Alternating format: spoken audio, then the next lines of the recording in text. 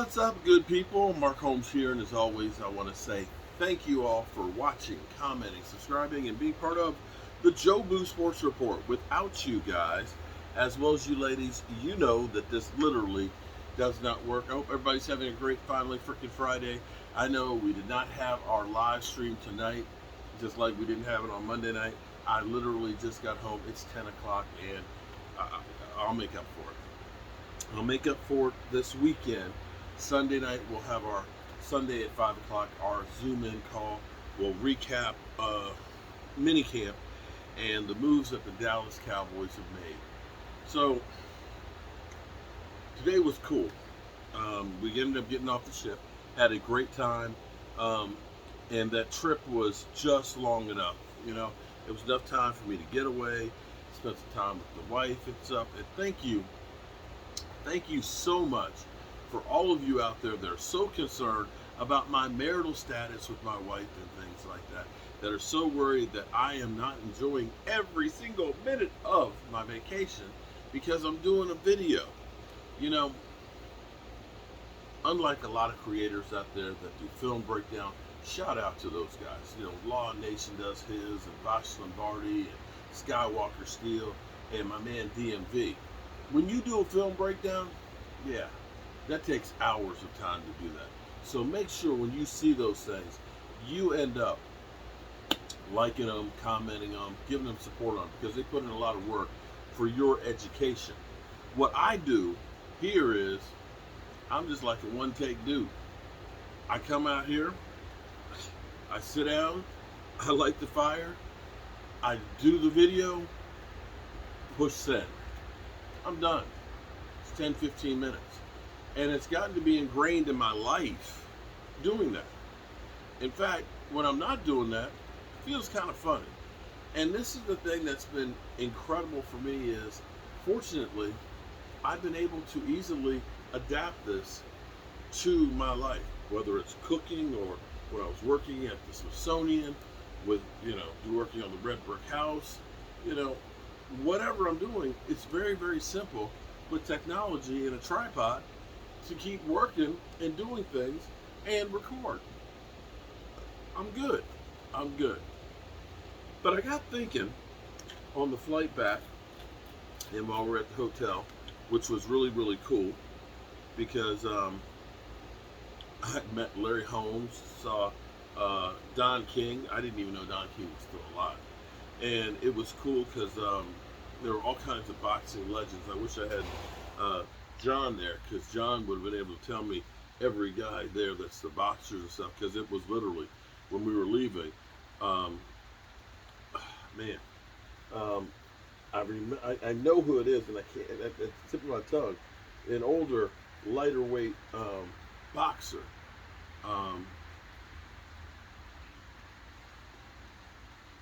Julio Cesar Chavez. I saw him.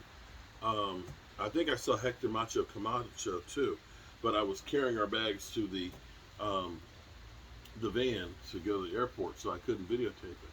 It's one of the few times that it actually videotaping got in the way. But it was a great day. But in between riding to the airport and waiting at the airport and on the plane, I started thinking about the Texas Coast offense. Now, let's be clear here.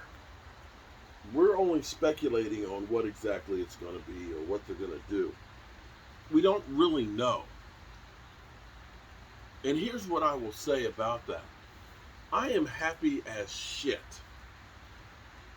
You know why I'm happy as shit about that? Is because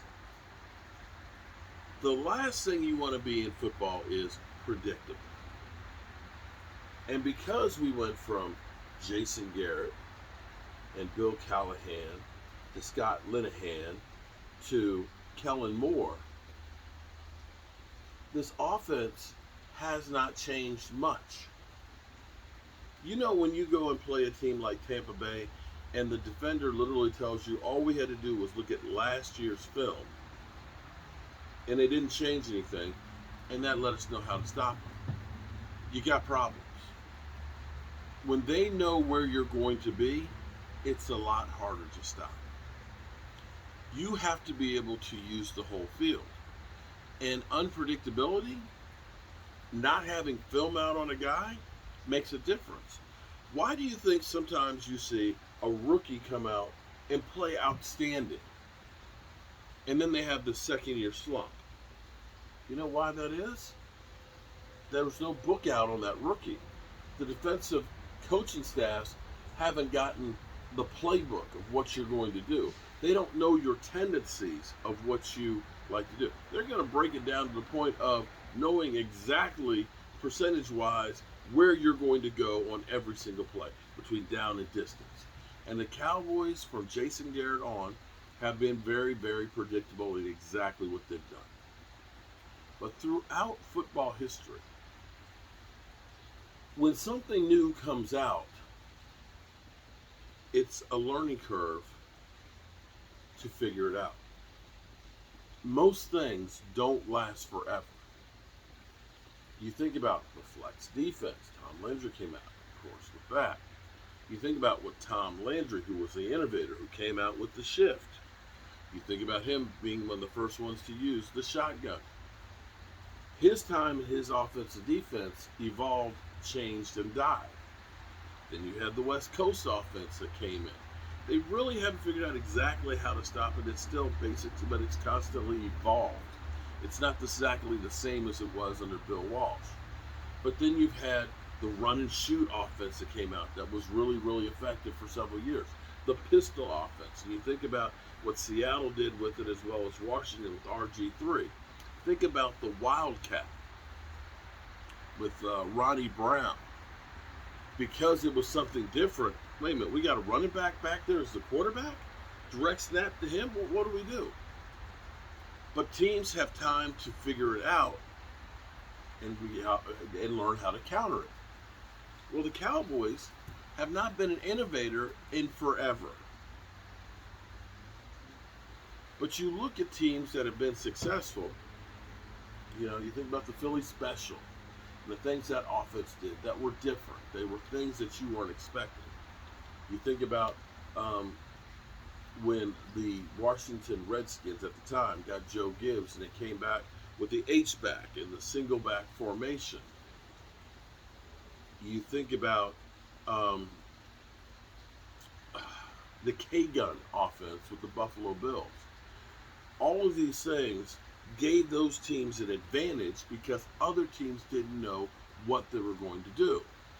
And I think that will be the effect, at least the first year or so, with the Cowboys offense, coming out with something new. Teams won't necessarily at first know how to attack it. And for you as a Cowboy fan and me as a Cowboy fan, we should be ecstatic. We should be excited because we're going to do something different. We're going to see something different. Because the problem is, here's the problem. If you continue to do the same thing over and over again, expecting a different result, you are an idiot. You just are. And the Cowboys seem to finally realize we have to stop doing the same thing over and over. Now, Mike McCarthy, it's taken him a while to get to the point where he is now. He had to deal with the old organization, the old players. But he's had enough time that he's basically turned over his whole roster quietly. He has been able to change the philosophy.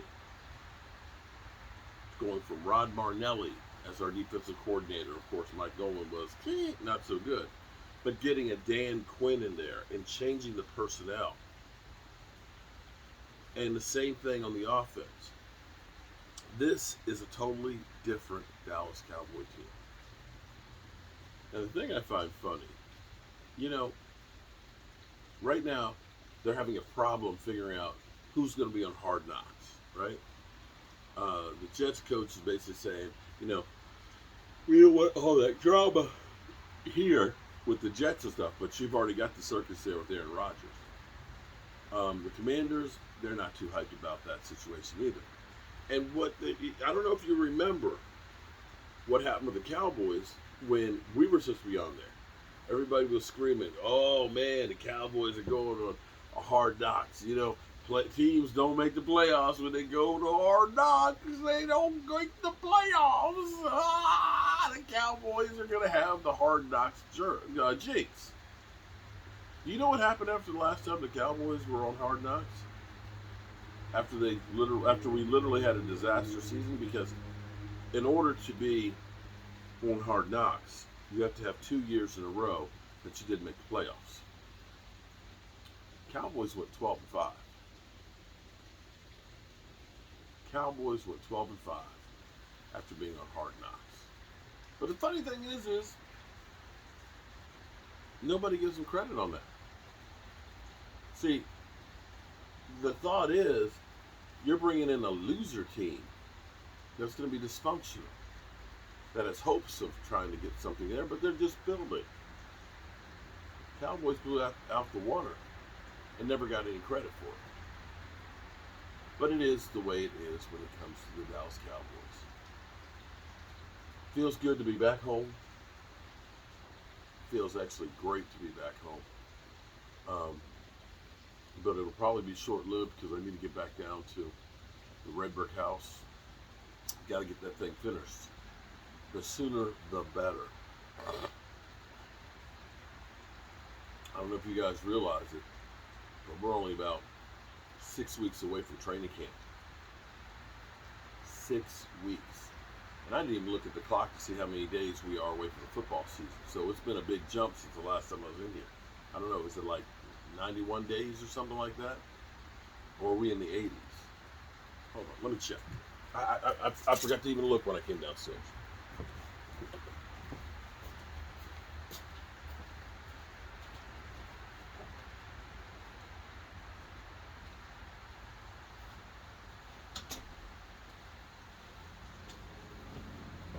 Wow. 89 days. 89 days and 22 hours away from kickoff of the season. Man. Wow. All right, good people. Remember to tell the ones you love them. Because things in life change quickly. And nobody knows what somebody else's burden is behind the camera or behind closed doors. There are people out there that may be in bad situations that you have no clues about. And life and time is precious. And while I'm here, I always say I stay busy because I feel like I have a lot to do to leave my mark on the world. I'm going to always try and do the best I can for those around me as well as the world, as the community. And tomorrow I need to go see a friend who's in the hospital, who definitely is a good friend and needs some help. And I'm going to do the best I can to help that friend. So remember to tell the people that you love them. It's the honest to God truth. Because life is short and life is precious, and I love you guys. And now, vacation is over. It's time for me to go to work. God willing, I'll see you in the morning. Peace out.